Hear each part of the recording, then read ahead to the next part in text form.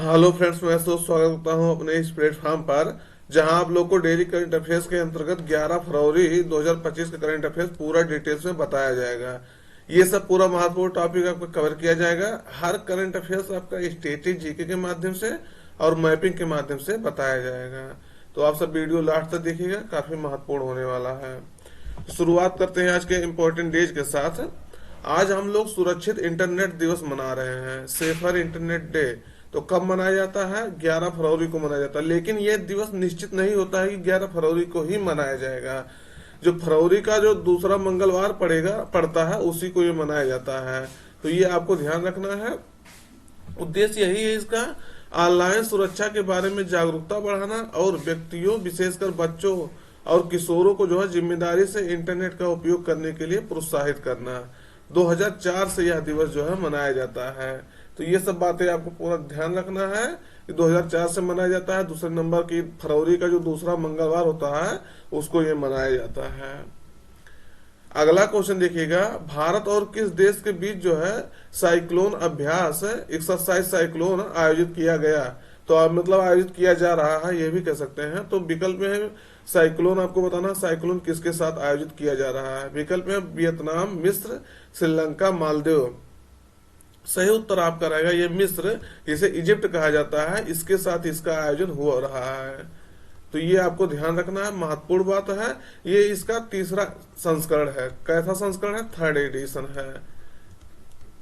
और कब से ये हो रहा है? तो ये 2023 से हो रहा है। पहला संस्करण कहाँ हुआ था? 2023 में इसका फर्स्ट संस्करण था। पहला संस्करण भारत में हुआ था। और पिछला 2024 में जो हुआ था सेकंड एडिशन, वो आपका जो है यही हुआ था। कहाँ? इजिप्ट में हुआ था। और इजिप्ट का एक स्थान है असांस, इसको उस समय जो बहुत चर्चा में था, तो असांस में जो हुआ था, ये आपको ध्यान रखना है। तो थोड़ा सा और डिटेल देख लीजिएगा। इसका अब की बार का आयोजन कहाँ हो रहा है? राजस्थान के महाजन फील्ड फायरिंग रेंज में 10 से लेकर के 23 फरवरी 14 दिन तक यह एक्सरसाइज जो है चलेगा। तो देखिएगा ये कहाँ है? बीकानेर में है। महाजन फील्ड फायरिंग रेंज आपका राजस्थान के बीकानेर में स्थित है। तो याद रखना है। तीसरा संस्करण था ये बता दिए। उद्देश्य इसका यही है, चुनौतीपूर्ण रेगिस्तानी वातावरण में पेशेवर कौशल को जो है बढ़ाना और द्विपक्षीय सैन्य सहयोग विकसित करना तथा सामरिक सैन्य अभ्यासों के पूर्वाभ्यास और चर्चाओं के माध्यम से दोनों सेनाओं के बीच जो है संबंधों को मधुर बनाना, मजबूत बनाना, इस उद्देश्य से इसको जो है आयोजित किया जाता है। इसको एक्सरसाइज में जो है पार्टिसिपेट किया जाता है। आपको ये बात और भी ध्यान रखना है, डेजर्ट वॉरियर एक एक्सरसाइज है जो दोनों देशों की वायु सेनाओं के बीच जो है कंडक्ट किया जाता है, उसमें भी ये जो है भाग लेता है भारत। तो ये आपको ध्यान रखना है। ये देखिएगा आपका ये इमेज है, दोनों ये आपके इंडिया वाले हैं, ये आपके इजिप्ट वाले हैं, दोनों इसमें पार्टिसिपेट कर रहे हैं। अब देखिएगा इजिप्ट जो है, इजिप्ट के बारे में चर्चा आया तो देख लेना जरूरी हो जाता है। ये आपका है इजिप्ट का मैप, ये पूरा जो है दिख रहा है यहाँ से, ये इजिप्ट का मैप है। कहाँ स्थित है? इधर है लाल सागर और ये गल्फ ऑफ अकाबा और गल्फ ऑफ स्वेज है, इसको जानते होंगे। यहीं से आपका जो है स्वेज नहर निकलता है जो भूमध्य सागर में जाकर के जो है मिल जाता है, मेडिटेरियन सी जिसे कहते हैं। ये देखिएगा मेडिटेरियन सी। तो ये यहाँ इसका लोकेशन है, यहीं से होकर के जो है यहाँ से नील नदी यहाँ से होकर के जो है जाती है। इसीलिए इसको जो है नील नदी का वरदान भी कहा जाता है मिस्र या इजिप्ट को। तो ध्यान रखना, इसकी राजधानी जो है काहिरा या कायरो होती है। तो ये सब बातें आपका महत्वपूर्ण था, इसके बारे में आप जान लेना। और ये अफ्रीकी देश है, लेकिन यहाँ से जो है सीमा कनेक्ट है इसका एशिया से। अगला है देखिएगा, किस राज्य के मुख्यमंत्री एन बीरेन सिंह ने जो है मुख्यमंत्री पद से इस्तीफा दे दिया है? तो वो आपको बताना है किस राज्य के मुख्यमंत्री हैं जो इस्तीफा दे दिए हैं। विकल्प में है त्रिपुरा, मणिपुर, मिजोरम, मेघालय। सही उत्तर आपका रहेगा ये मणिपुर के मुख्यमंत्री थे एन बीरेन सिंह, इन्होंने इस्तीफा दे दिया। ये काफी 2 वर्षों से जो काफी चर्चा में रह रहे हैं। क्यों रह रहे हैं?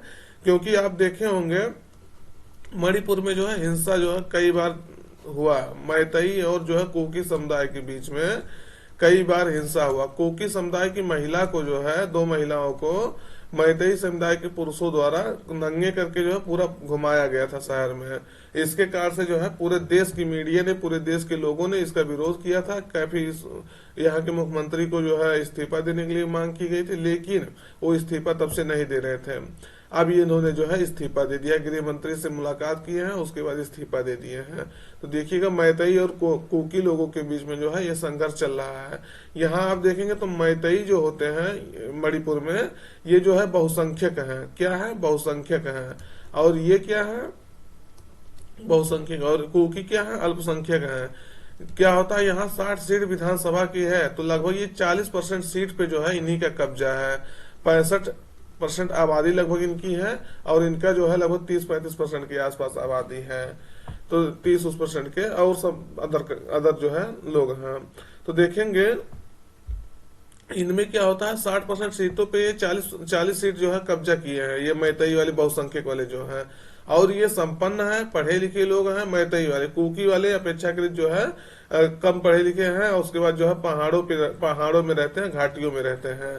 तो दोनों देशों, ये सुप्रीम कोर्ट ने यहाँ के हाई कोर्ट ने, सुप्रीम कोर्ट कहा जाएगा, हाई कोर्ट ने जो है यहाँ पे आदेश दिया था कि मैतेई समुदाय को भी आरक्षण दिया जाए, जिसके कारण से ये विरोध हुआ था कि ये लोग कह रहे थे कि मैतेई समुदाय को आरक्षण नहीं देना चाहिए, क्योंकि ये लोग पहले से ऑलरेडी ही अच्छे पोजीशन में है। तो इसके कारण से दोनों समुदाय में झड़प हुआ था, और जिसका नतीजा हुआ था कि यहाँ तक कि महिलाओं को जो है नंगा परेड करके घुमाया गया था पूरे जो है मीडिया के सामने।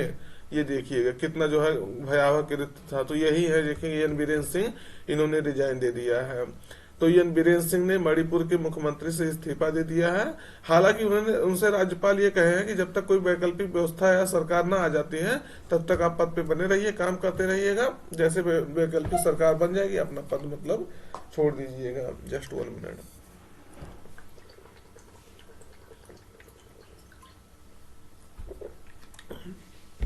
अगला देखिएगा, ये देखिएगा आपका मणिपुर आपका मैप है। तो ये आपको ध्यान रखना है, लोकेशन इसका म्यांमार से ये सीमा साझा करता है। और अगर राज्य में देखेंगे तो 3 राज्य हो गए, नागालैंड, असम, मिजोरम। देखिए मैप से बताने का यही फायदा होता है, ऐसे जो चीजें आपको याद हो जाती हैं। सॉरी। अगला है, अमेरिकी राष्ट्रपति डोनाल्ड ट्रंप ने जो है किस दिन को अमेरिका की खाड़ी दिवस के रूप में मान्यता दी है। तो ये आपको बताना है किस दिवस को अमेरिका की खाड़ी दिवस मनाया जाएगा। विकल्प देख लीजिएगा। वैसे सही उत्तर आपका रहेगा 9 फरवरी को। अभी आपसे कुछ दिन पहले हम ये न्यूज बताए थे कि अमेरिका के राष्ट्रपति ने ये घोषणा कर दी है कि मैक्सिको की खाड़ी का नाम बदल करके जो है अमेरिका की खाड़ी कर दिया जाएगा। या पढ़ाए थे, याद होगा, अगर देखे होंगे रेगुलर तो याद होगा। इसका नाम क्या कर दिया गया है, अमेरिका की खाड़ी कर दिया गया है। क्यों? क्योंकि जो है जब से डोनाल्ड ट्रंप बने हैं 47वें राष्ट्रपति के रूप में यूएसए के, तब से इन्होंने कई सारे जो है कार्य करने के लिए कहा। उन्होंने कहा कि हम पनामा नहर को अपने कब्जे में ले लेंगे। दूसरे नंबर जो है पनामा नहर का जो है नाम चेंज कर दिया जाएगा, ऐसा कुछ कहे थे। दूसरे मैक्सिको की सीमा पर बार्डर लगा दिया जाएगा कि वहां से घुसपैठ न करने पाए, बाध लगा दिया जाएगा। और ये अभी देखे होंगे 102 भारतीयों को जो है बेड़ी पहना करके इन्होंने कहा छोड़ दिया है, पंजाब में छोड़ दिया था। तो ये भी आप देखे होंगे। जब से ये आए तब से कई सारे इन्होंने कार्य किए हैं अपने, मतलब देश को आगे बढ़ाने के लिए कह सकते हैं हम। तो ये देखिएगा गल्फ ऑफ मैक्सिको या मैक्सिको की खाड़ी का नाम बदल करके अमेरिका की खाड़ी कर दिया गया है। अमेरिका की खाड़ी, इसको याद रखना है। किसको किया गया है? तो गल्फ ऑफ मैक्सिको को किया गया है। 9 फरवरी को क्यों किया गया है? 9 फरवरी को जो है डोनाल्ड ट्रंप की मंजूरी मिल गई है कि हाँ ये चीज मतलब होता नहीं है सिग्नेचर राष्ट्रपति का, तो राष्ट्रपति का इस पे सिग्नेचर हो गया है 9 फरवरी को। तब इसीलिए जो है 9 फरवरी को अमेरिका की खाड़ी दिवस मनाने के लिए घोषणा किया गया है। तो ध्यान रखना है। अगला है, उद्योग और आंतरिक व्यापार संवर्धन विभाग DPIIT ने लॉजिस्टिक और बुनियादी ढांचे के विकास के लिए किस संगठन के साथ समझौता पर हस्ताक्षर किया है। तो ये सही उत्तर आपका रहेगा, कोरिया परिवहन संस्थान के साथ यह समझौता किया गया है। तो देखिएगा उद्योग और आंतरिक व्यापार संवर्धन विभाग ने और कोरिया परिवहन संस्थान ने रसद और बुनियादी ढांचे के विकास में जो है सहयोग बढ़ाने के लिए मेमोरेंडम ऑफ अंडरस्टैंडिंग समझौता ज्ञापन पर हस्ताक्षर किया है। उद्देश्य इसका यही है कि भारत के बुनियादी बुनियादी ढांचे के लक्ष्यों का समर्थन करने के लिए कोरिया परिवहन संस्थान की जो विशेषज्ञता है उसका लाभ उठा करके भारत में भी जो है उसका विकास किया जा सके। दोस्त अगर चैनल सब्सक्राइब नहीं किया तो सब्सक्राइब करिएगा और अपने मित्रों तक एक बार जरूर शेयर करिएगा।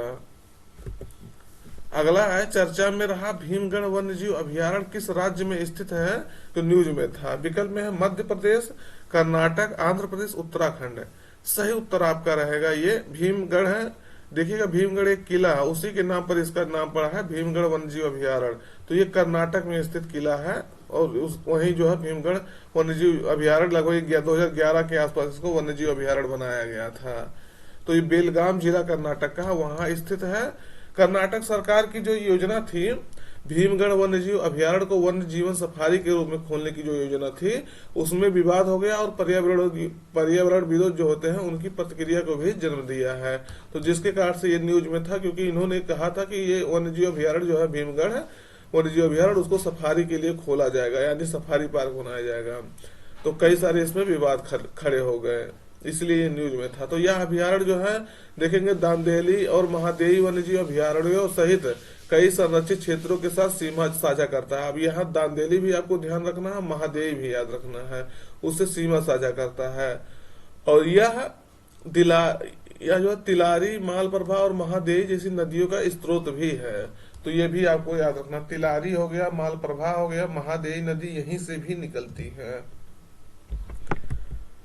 अगला है देखिएगा, चर्चा में रही कोडावा समुदाय, कोडावा कम्युनिटी जो है किस राज्य में निवास करती है, जो चर्चा में थी। तो आपको बताना है कोडावा समुदाय क्यों चर्चा में थी और कहाँ जो है निवास करती है। विकल्प में है आपका देखिएगा उड़ीसा, कर्नाटक, केरल, महाराष्ट्र। तो आपको बताना है ये किस राज्य में निवास करती है। तो कोडावा से नाम याद रखना है, कोडावा कर्नाटक, कोडावा कर्नाटक। तो ये कर्नाटक के निवासी है। देखिएगा पिछला क्वेश्चन भी कर्नाटक से संबंधित था, अब की वाला क्वेश्चन भी कर्नाटक से संबंधित है, तो याद रखना है। तो देखिएगा इसको जस्ट 1 मिनट।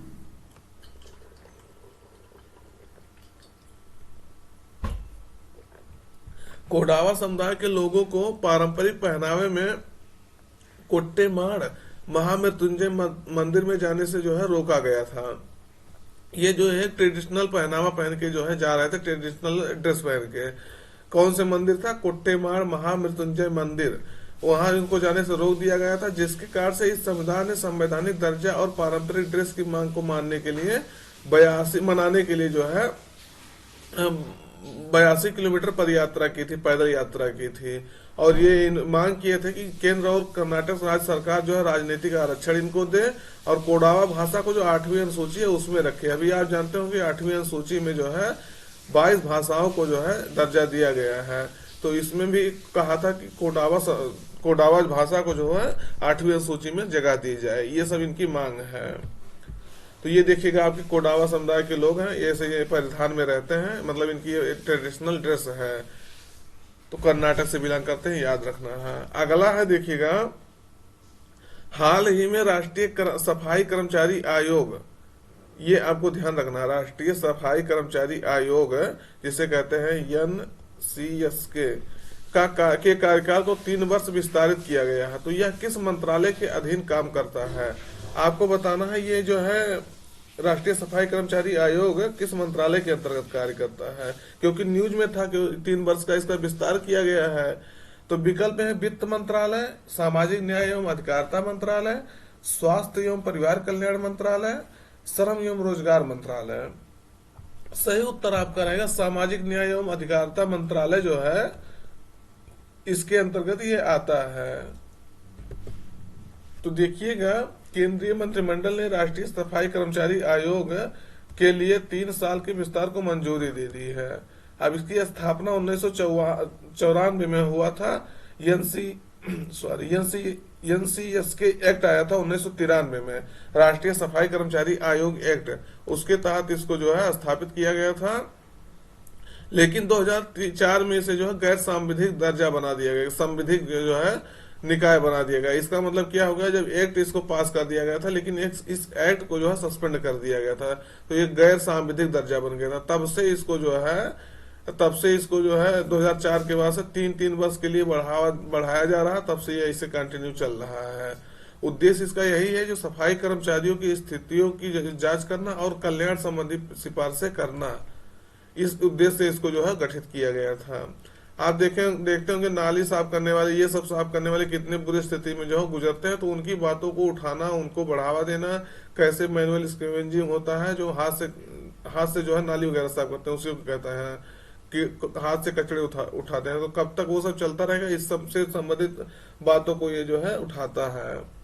यह मौजूदा कल्याण कार्यक्रमों का मूल्यांकन करता है, शिकायतों को जो संभालता है और मैनुअल स्कैवेंजर्स के रूप में रोजगार के निषेध और उसके पुनर्वास अधिनियम 2013 में आया था। ये भी आपको ध्यान रखना, ये क्वेश्चन पूछा जा चुका है।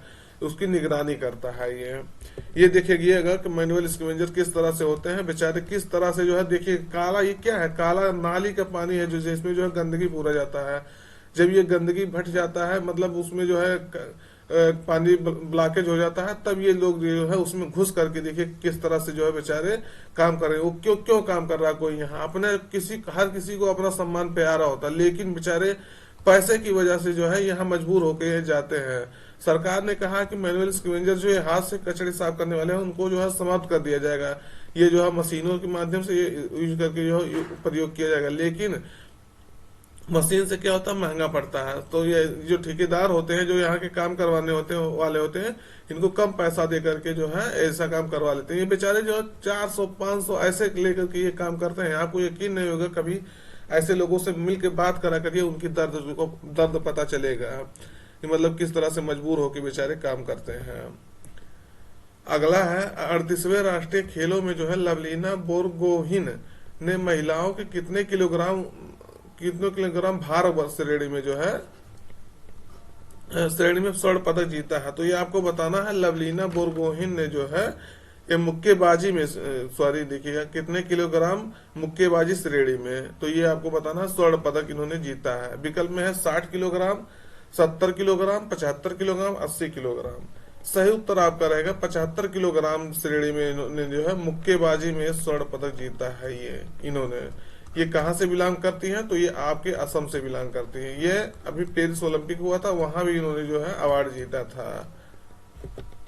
तो देखिएगा 38वें राष्ट्रीय खेलों में लवलीना बोरगोहिन ने 75 किलोग्राम भार वर्ग में मुक्केबाजी श्रेणी में स्वर्ण पदक जीता है, प्रासू राठौर जो चंडीगढ़ की हैं उनको हरा करके। और कुछ बातें इसमें देखेंगे तो शिव थापा जो है पुरुषों की 63.5 किलोग्राम श्रेणी में क्या जीते हैं, सिल्वर मेडल जीते थे। ये आपको ध्यान रखना है, कौन जीता था, शिव थापा। और वही देखेंगे अंकुशिता बोरो ने भी स्वर्ण पदक जीता था। और पुरुषों की मुक्केबाजी श्रेणी में यह CSC यानी सर्विसेज स्पोर्ट्स कंट्रोल बोर्ड ने जो है इसका इस जीत के साथ दबदबा बनाया था। तो ये आपको ध्यान रखना है। ये आपकी कौन है, लवलीना है, देख लीजिएगा लवलीना बोरगोहिन कहां से बिलोंग करती हैं, आसाम से बिलोंग करती हैं। अगला है प्रधानमंत्री मोदी फ्रांस के किस शहर में जो है भारतीय वाणिज्य दूतावास का उद्घाटन करेंगे। तो ये आपको बताना है किस शहर में उद्घाटन करेंगे। विकल्प में है देखिएगा मार्सेले, बोर्दो, तुलूज, मोंटपेलियर। तो कहाँ ये करेंगे, तो आपको बताना है ये मोंटपेलियर है। तो ये आपका सही उत्तर आप करेगा मार्सेले में ये करेंगे। अभी जो है प्रधानमंत्री यहाँ के दौरे पे गए हैं, जानते होंगे आप, पीएम मोदी और फ्रांस के राष्ट्रपति जो है इमैनुअल मैक्रोन 12 फरवरी को यानी कल है मार्सिले में भारतीय वाणिज्य दूतावास का संयुक्त रूप से उद्घाटन करेंगे। और ये पेरिस में देखेंगे, पेरिस में एक वाणिज्य दूतावास है भारत का, और एक दूतावास के बाद यह फ्रांस में भारत का दूसरा राजनीतिक मिशन होगा, राजनयिक मिशन होगा। ये देखेंगे, अभी लोकेशन आपको दिखा देते हैं मार्सिले का। ये दक्षिणी फ्रांस में जो है भारत की भागीदारी और गहरे आर्थिक, सांस्कृतिक और राजनीतिक सहयोग को जो है बढ़ाएगा, ये याद रखना है। पीएम मोदी जो है पेरिस में फ्रांस के राष्ट्रपति इमैनुअल मैक्रों के साथ जो है वैश्विक AI शिखर सम्मेलन की सह अध्यक्षता भी करेंगे। ये भी आपको ध्यान रखना है, पीएम मोदी वहां जो है AI शिखर सम्मेलन में भाग लेने के लिए ही गए हैं मुख्यतः। तो वहीं आपका जो है वाणिज्य दूतावास का भी उद्घाटन करेंगे। उद्देश्य इसका है दुनिया भर के नेताओं, उद्योग विशेषज्ञों और शोधकर्ताओं को जो है नैतिकता, विनियमन और जिम्मेदार विकास पर ध्यान केंद्रित करते हुए एआई के भविष्य को आकार देना, इस उद्देश्य से इसको जो है आयोजित किया जाता है। तो देखेंगे फ्रांस का ये आपका मैप है, यहाँ देखेंगे पिरेनीज माउंटेन, यहाँ आल्प्स, ये सब जो है इसके आसपास माउंटेन है। अटलांटिक ओशन में बे ऑफ बिस्किट की खाड़ी इधर है, इंग्लिश चैनल इधर है इसके, और देखेंगे मेडिटेरियन सी, भूमध्य सागर जिसे कहते हैं, ये इसके इधर है। वहीं देखेंगे मेडिटेरियन सी के तट पर जो है मार्सिले स्थित है, तो यहीं इसका जो है वाणिज्य दूतावास का उद्घाटन किया जाएगा। तो ये आपको ध्यान रखना है। दोस्त आज का सेशन यहीं तक रखते हैं। अगर चैनल सब्सक्राइब नहीं किया है तो सब्सक्राइब करिएगा और अपने मित्रों तक एक बार जरूर शेयर करिएगा। फिर मिलते हैं नए सेशन में, तब